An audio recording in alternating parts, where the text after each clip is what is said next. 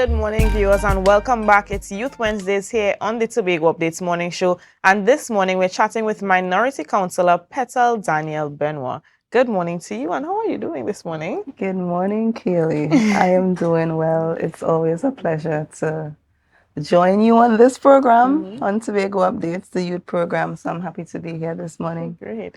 And let's start off with very simple question. Tell us about yourself. Who is Petal Benoit? Aside from Minority Councillor, who are you? What do you like to do? Well, Petal Benoit, before getting into the cut and thrust of the politics, I'm an accountant by profession. So I would have studied accounting, particularly through the Associate of Chartered Certified Accountants. So I'm currently a fellow, FCCA. I am an entrepreneur. I am a mother, a wife. I love ballroom dancing and dancing generally. I love to sing. Probably don't have the best singing voice, but I love to sing. I love interacting and meeting with people. I love dealing with young persons. I have been in the politics, however, behind the scenes for some time now. I started as a young person involved in the Youth League of the People's National Movement, serving in various positions throughout the organization. I'm also involved in other NGOs. I'm a former national president of JCI West Indies. I'm involved in NGOs in my community. I like volunteerism, and that is Petal Benoit in a nutshell. Yeah, so definitely very well-rounded. Okay, so you said that you are an accountant by profession. You're also an entrepreneur, and now you are in politics. Let's talk a little bit about that journey through your career path.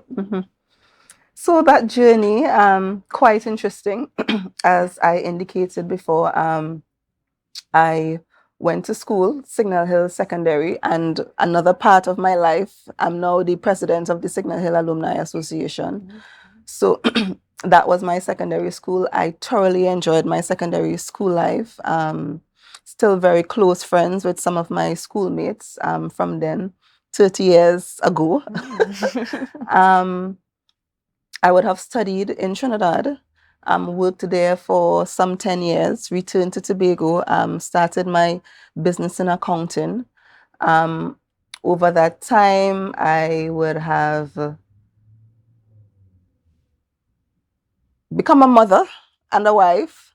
So that was also a new experience for me. I don't think anybody could share or describe the whole process of motherhood and parenting.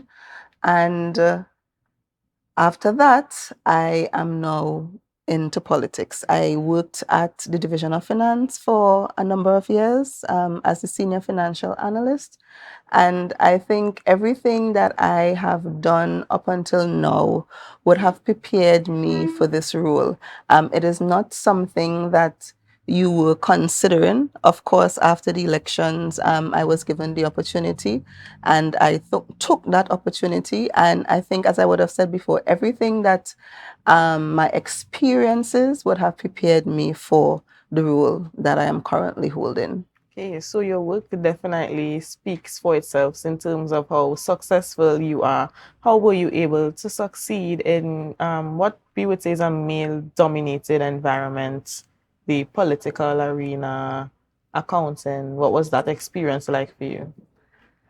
So the experience was interesting. I think success, hard work, dedication, being consistent. Of course, having that, particularly in politics, having that support system, because that support system is really, really necessary. Having that village to help you along the way. Relationships, I must say that I have good relationships with the persons working around me, good relationships with your colleagues. I have a very good relationship working, and a professional relationship with the minority leader, and just having that dedication and commitment, being humble. I think being humble is one of the major things that help you along with this, as well as having that divine connection with the Most High.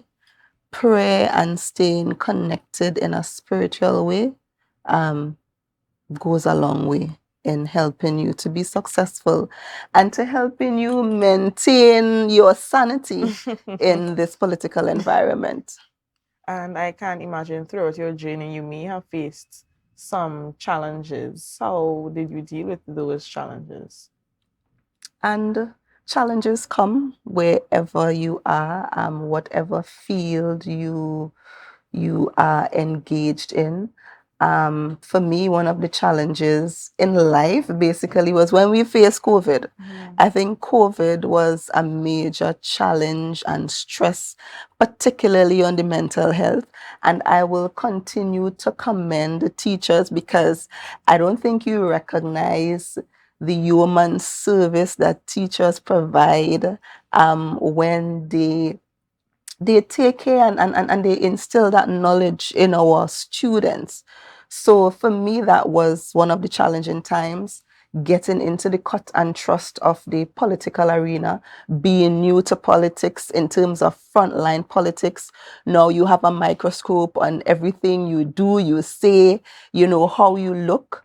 Um, that has been its challenge, and as well as sometimes in this particular, and I think generally in life, men and women are hold are held to a different standard. So the things that a man sorry could do and get away with, not so easily a woman. So it's just leaning on your support system, having that faith and trust in God, and being prepared. Okay.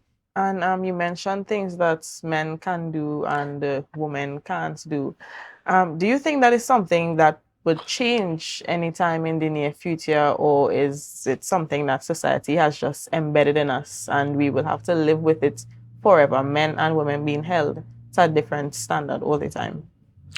No, I think things have been changing and they continue to change, even from where we have, and look at men and women in politics. I think in the past, it was totally male dominated. Now we are seeing nationally as well as in Tobago, women playing key roles in the political arena. We have seen where women are presiding officers in terms of the national, in terms of Tobago landscape nationally. We also see where our president is a female. We say the Speaker of the House is a female. We have in the Tobago House of Assembly where major office holders in terms of the Executive Council are women. Our current leader of Assembly Business is a woman, and we would have had women as Deputy Chief Secretary both in the past and current. So I think societal norms are changing. It is up to us to continue to advocate, to stand up for what is right, to um, move the boundaries, so to speak, and to continue to engender that change. It's not something that will happen overnight, but I think over time there has been improvement. And in terms of motivation, you mentioned that divine connection, but is there anything else that you do to keep yourself motivated, to keep your sanity? Because I know that it can be very stressful.